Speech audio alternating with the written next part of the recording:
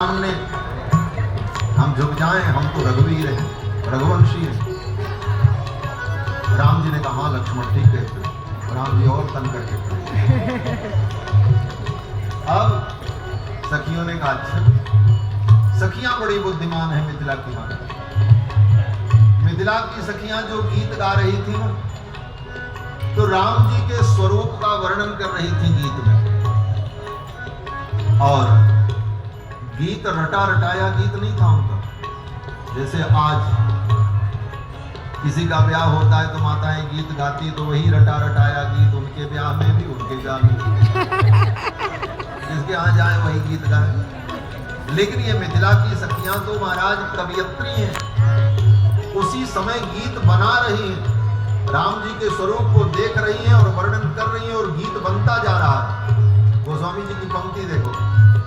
गावहि छवि अब लोक सहेली, गावहि छवि अब लोक सहेली, गावहि छवि अब लोक सहेली, गावहि छवि अब लोक सहेली। कैसे गा रही हैं? मैं गावहि छवि अवलोक, छवि को देख रही हूँ और जो छवि है उसी का वर्णन कर रही है। गावहि छवि अवलोक से।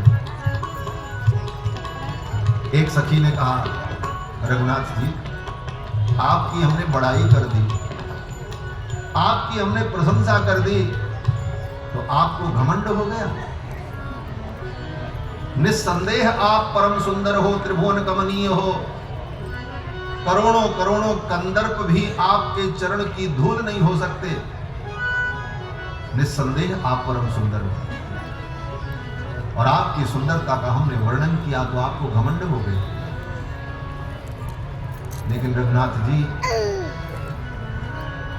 आप बड़े सुंदर हो, बहुत अच्छे हो, लेकिन हमारी किशोरी जी के इतने सुंदर नहीं हो।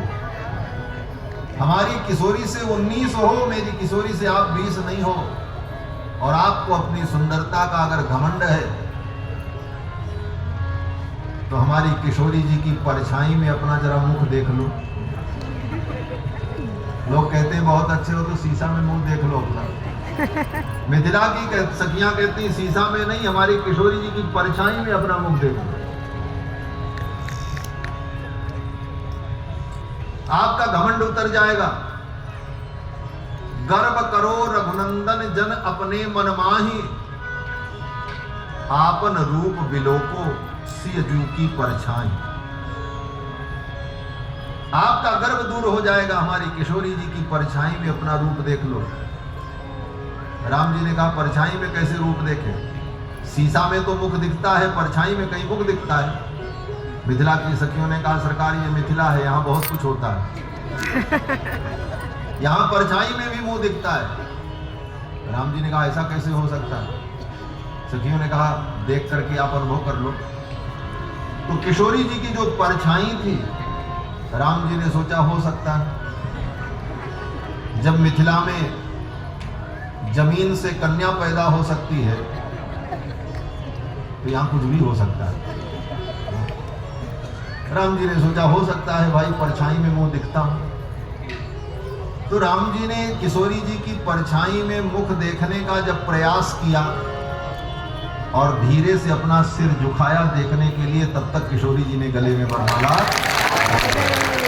गावहि छवि अब लोक सहेली, गावहि छवि अब लोक सहेली, सिय जय माल राम और मेरी, सिय जय माल राम और मेरी। गुर अनुव्योम बाजले बाजे, गुर अनुव्योम बाजले बाजे, हरिमय मलिन साधु सब राजे, हरिमय मलिन साधु सब राजे। गुर किंकर नर नाग मुनीसा, नर नर नाग मुनीसा, जय जय जय कहि दे असीसा, जय जय जय कहि दे असीसा।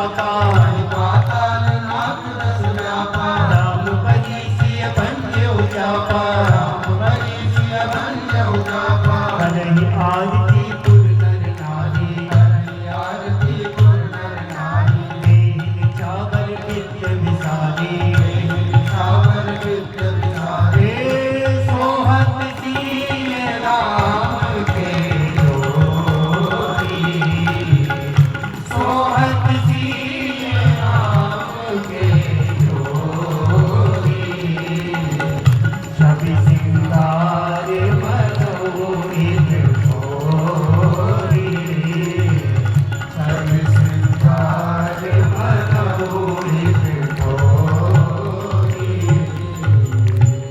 किशोरी जी ने भगवान के गले में वरमाला डाल दी। सखियों ने कहा अब इनको प्रणाम करो। जब प्रणाम करने की बात आई तो किशोरी जी को डर लगने लगा। किस बात का डर? रे गौतम तिय गति सुरत करी नहीं परसत पद पान। गौतम की पत्नी अहिल्या की गति का स्मरण करके श्री जानकी जी को भय लगने लगा। क्या भय? बोले गौतम की पत्नी अहिल्या जो पत्थर की शिला थी, इनके चरणों का स्पर्श करते ही नारी बन गई। तो जब इनके चरणों का स्पर्श करते ही शिला नारी बन गई तो कहीं ऐसा न हो जाए कि मैं तो पहले से नारी हूं, कहीं मैं शिला बन गई तो क्या होगा? फिर तो इनको पाने के लिए हमने जो साधन किया सब बेकार हो गया। गौतम तिय गति सुरत कर नहीं परसत पान। सखियों ने कहा नहीं नहीं ऐसा नहीं। और फिर किशोरी जी ने भगवान के चरणों में प्रणाम किया और सखियां किशोरी जी को लेकर के अंतःपुर में चली गई। भगवान ने धनुर्भंग किया, वरमाला प्राप्त हुई, त्रिभुवन में जय जयकार हुई। धनुष टूटते ही प्रतिज्ञा के अनुसार तो विवाह हो गया। टूटत ही धनु भयहु विवाह। जनक जी ने कहा राम मैं कन्यादान करना चाहता हूं, इस कन्यादान को स्वीकार करो। लेकिन राम जी ने मना कर दिया। बस यही एक बात कह करके मैं वाणी को विराम दूंगा। विवाह की लीला तो अभी कल होगी, अभी तो विवाह हुआ ही नहीं, अभी तो भूमिका सब चल रही है। जनक जी ने कहा राम मैं कन्यादान करना चाहता हूं, तुमने प्रतिज्ञा पूर्ण की है। तो राम जी ने कहा प्रतिज्ञा मैंने पूर्ण की है, लेकिन विवाह के लिए मैंने प्रतिज्ञा नहीं पूर्ण की। इस धनुष पर प्रत्यंचा चढ़ाने का उद्देश्य मेरा विवाह होगा, मुझे कन्या रत्न की प्राप्ति होगी, ये मेरा विचार था ही नहीं। मैंने तो ये प्रतिज्ञा इसलिए पूरी की कि आपकी प्रतिज्ञा अधूरी न रह जाए। आपकी प्रतिज्ञा को पूर्ण करने के लिए मैंने धनुष तोड़ा। विश्वामित्र जी ने यही तो कहा था, उठौ राम भंजौ भव चापा मेटौ जनक हृदय परिताप। जनक के हृदय के परिताप को दूर करने के लिए धनुष तोड़ा। और राम जी ने धनुष किसके लिए तोड़ा? राजा जनक की प्रतिज्ञा निभाने। राम जी ने कहा मैं कन्यादान अभी नहीं ग्रहण करूंगा, मेरे पिताजी आएंगे ससम्मान, और मेरे पिताजी जब मुझे अनुमति देंगे तब मैं कन्यादान ग्रहण करूंगा। मैं अपने पिता की अनुमति के बिना विवाह नहीं कर सकता। ये राम की वाल्मीकि रामायण पढ़ी है।